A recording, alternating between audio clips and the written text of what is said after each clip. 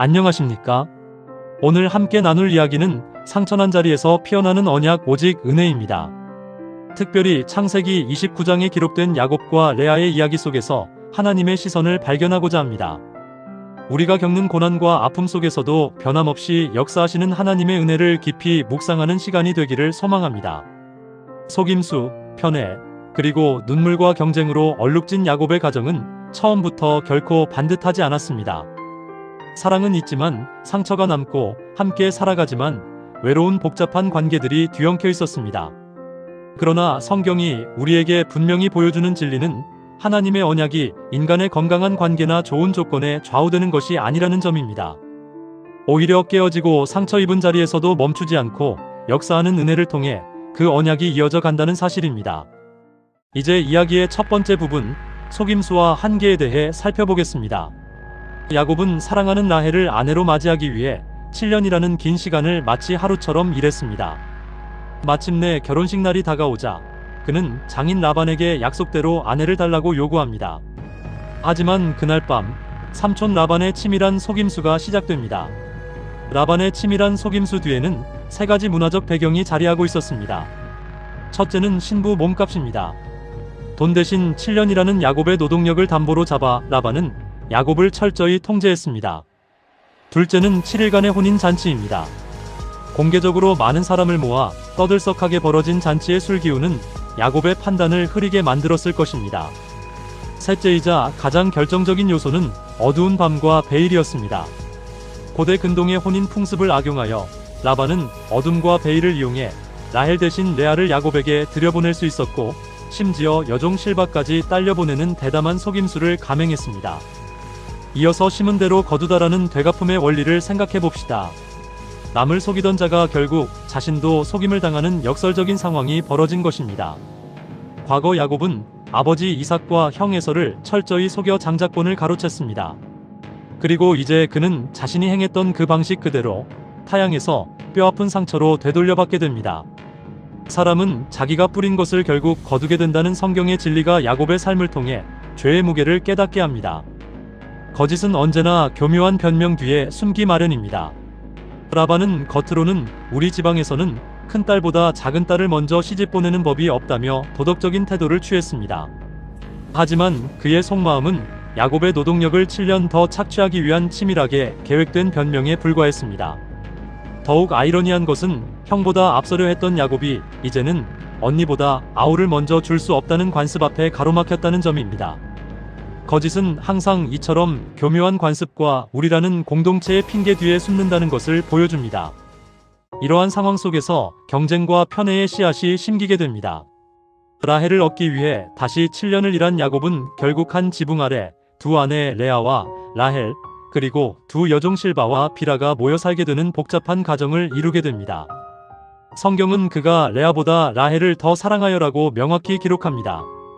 부모 세대인 이삭과 리브가의 편애가 이제 야곱의 가정에서 아내에 대한 편애로 고스란히 재현된 것입니다. 이 한 문장은 앞으로 이 가정에 불어닥칠 수많은 눈물과 치열한 경쟁을 예고합니다. 이제 이야기의 두 번째 부분, 사랑받지 못한 자, 레아에게 시선을 돌려보겠습니다. 야곱의 마음은 철저히 라헬에게 기울었지만 성경은 사람의 시선을 따라가지 않습니다.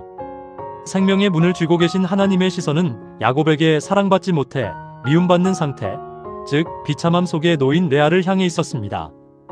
이처럼 하나님께서는 늘 소외되고 고통받는 자들에게 특별한 관심을 두십니다.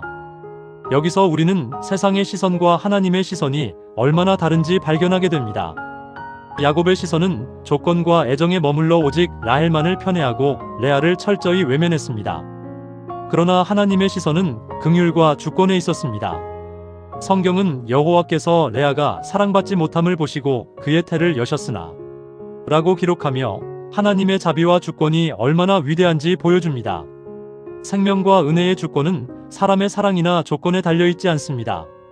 하나님은 오히려 사람들의 무시와 멸시 속에 있는 자를 위로하시고 그들에게 생명을 허락하십니다. 이러한 하나님의 은혜 속에서 레아는 네 아들을 낳으며 결핍에서 찬양으로 나아갑니다. 첫째 아들 르우벤의 이름에는 여호와께서 나의 괴로움을 돌보셨으니 이제는 내 남편이 나를 사랑하리로다라는 여전한 갈망이 담겨 있습니다. 둘째 시므온에게는 여호와께서 내가 사랑받지 못함을 들으셨으므로라는 고백에서 아직 남아있는 상처를 엿볼 수 있습니다. 셋째 레위에게는 내 남편이 지금부터 나와 연합하리로다라며 남편에게 연합하고자 하는 인간적인 집착이 드러납니다. 넷째 아들 유다에 이르기까지 레아의 고백은 모두 상처를 채워줄 사람은 결국 남편이다라는 방향을 향하고 있었습니다. 그녀의 마음은 늘 남편 야곱의 사랑에 목말라 있었습니다. 그러나 넷째 아들 유다의 탄생과 함께 레아의 고백에는 놀라운 시선의 전환점이 찾아옵니다. 그녀의 고백에서 비로소 남편이라는 단어가 사라지고 이렇게 외칩니다. 내가 이제는 여호와를 찬송하리로다. 사람에게서 채워지기를 바라던 마음이 결핍의 유일한 해답이신 하나님께로 완전히 옮겨간 위대한 전환점입니다. 우리가 하나님의 사랑을 진정으로 발견할 때 비로소 내면의 공허가 채워지는 경험을 하게 됩니다. 하나님께서는 이처럼 가장 어두운 곳에서 구원의 역사를 시작하셨습니다. 사람의 눈에는 원치 않는 결혼과 사랑받지 못한 아내의 실패한 인생처럼 보였던 레아. 하지만 하나님의 눈에는 놀랍게도 가장 사랑받았던 라헬이 아니라 외면받았던 레아를 통해 구속사의 주역들을 이 땅에 보내시는 반전의 자리였습니다. 셋째 아들 레위는 제사장 계열의 조상이 되었고 넷째 아들 유다는 다윗 왕을 거쳐 예수 그리스도 곧 메시아의 조상이 되는 영광스러운 족보의 시작이 됩니다. 하나님은 연약한 자를 통해 당신의 위대한 계획을 이루셨습니다. 이 모든 것을 통해 우리는 오직 그분의 은혜로 모든 것이 이루어졌다는 핵심 통찰을 얻게 됩니다. 아브라함부터 이어져 온 하나님의 언약은 야곱 가족의 도덕적 완벽함이나 건강한 관계 때문에 유지된 것이 아닙니다. 속임수가 난무하고 편애로 찢어지고 상처 많은 어두운 가정사 속에서도 끝까지 일하시고 포기하지 않으시는 하나님의 압도적인 주권과 은혜 때문에 그 언약이 이어져 온 것입니다. 인간의 죄는 결코 하나님의 위대한 계획을 무너뜨리지 못합니다. 그렇다면 지금 당신의 시선은 어디에 있습니까? 혹시 우리의 삶과 가정이 복잡하다고 느끼시나요? 내 뜻대로 풀리지 않아 주변 사람을 원망하고 비교하며 살아가고 있지는 않습니까? 마지막 답을 사람의 인정과 사랑에서 찾으려는 마음이 있다면 이제 그 마음을 내려놓으십시오. 레아처럼 가장 아프고 외로운 자리에서도 하나님을 바라보는 쪽으로 우리의 시선을 돌려야 합니다. 모든 해답은 하나님께 있습니다. 우리의 삶과 가정이 잘 정돈되어 있어서 무너지지 않는 것이 아닙니다. 오늘 하루도 우리를 붙드시는 하나님의 은혜가 있기 때문에 우리는 흔들리지 않는 소망을 가질 수 있습니다. 우리의 진정한 소망은 사람의 반응에 있지 않고 오직 하나님의 은혜에 있습니다. 항상 기뻐하고 쉬지 말고 기도하며 모든 일에 감사하십시오. 상처 속에서도 일하시는 하나님을 온전히 신뢰하며 나아갈 때 우리는 진정한 평안을 얻게 될 것입니다.